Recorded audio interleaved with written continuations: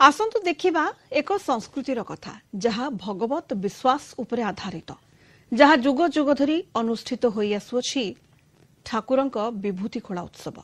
पुरी जिला साक्षीगोपाल बराल बालुंकेश्वरंक विभूति खोला उत्सव अति धूमधाम सह अनुष्ठित हो जाइछि। विराट पटुआर रे ठाकुरंक आज्ञामल निया जाई विभूति बाटिकारु विभूति संग्रह करा जाइछि।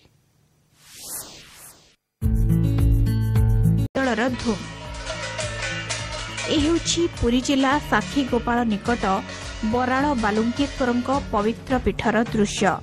वर्ष तमाम लागि रही थाए एठारे ठाकुरंक विभिन्न पूजा पार्वण आउ विभूति संग्रह हेउछि ए पर्व मध्यरु अन्यतम।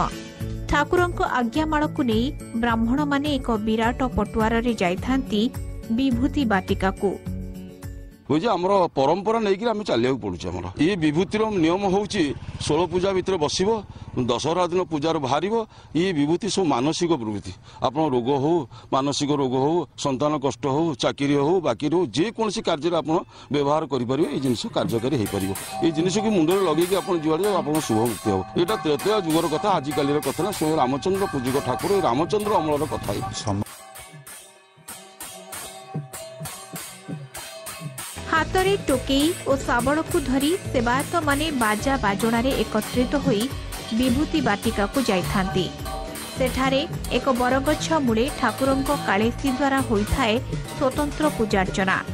पूजा शेष हेबा परे विभूति बाटिका परिसर रे कालेसी जो स्थान को निर्देश देइथांती सेही स्थान को सेवायत माने खोली माटी संग्रह करिथांती। संग्रह माटी को मंदिर परिसर रे सुखा जाइथाए आउ दशहरा रे एहाकु पूजार्चना करा जाई विभूति प्रस्तुत करा जाई थाए। प्रथमे ठाकुरंकु समर्पण करा जिबा परे भक्तंक उद्देश्य रे अर्पण करा जाई थाए। ठाकुरंकु एही विभूति संग्रह नीति वर्षर गोटिए दिन रे करा जाई थाए। बालुंकेश्वर महात्मा बराल रे बालुंकेश्वर अवस्थान एकदा बहु दिन तले आमर जने सेवायत तांको ना जदुमणि महापात्र से आठगड़ रजांको राजदरबार को जाइथिले। सेतेबेले आठगड़ रजांकर 7टी कन्या संतान थिला। अष्टम गर्भ रानी गर्भावस्था थिले। सेतिक बेले जो ठाकुरंकर सेवायत जे से जाई ठाकुर हठात राजा हठात कहिला जे ई गर्भ आपणकर पुत्र संतान हबो। किंतु राजांक दरबार जो माने थिले पंडित माने से माने आगुरु गणना करथिले कन्या संतान हबो। परिशेष रे सेया हला पंडित मान कथा सत्य हला राजाकर कन्या संतानटे लाभ हला।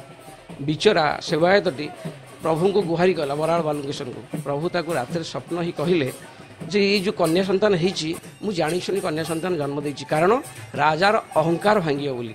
एणु तू काली मो विभूति नहीं से संतान देर पकई देले से संतान परिवर्तन हो जर झीर पुओ हो। ये आश्चर्य कथा प्रकृत कथा सैया हला से सेवकटी आमर एक वज्र विभूति अच्छी से विभूति की नहीं जो से पुओ पर सिंचन कला झील पर सिंचन कला से कन्याटी पुत्र संतान हो गला।